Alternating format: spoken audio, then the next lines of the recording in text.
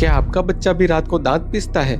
ये एक common habit है जिसे ब्रक्सिज्म कहते हैं। हाँ, इसकी वजह पेट में कीड़े होना नहीं है। इसके मेन रीजंस है स्ट्रेस या anxiety, teeth miss alignment, dental pen, behaviour disturbances, magnesium या विटामिन B5 की डेफिशिएंसी। अगर ये कभी कभी होता है तो चिंता ना करें, लेकिन अगर ये लंबे समय से होता है तो इससे टीथ के आउटर लेयर को डैमेज हो सकता है और इससे टूथ सेंसिटिविटी और डेंटल कैरिस भी हो सकता है।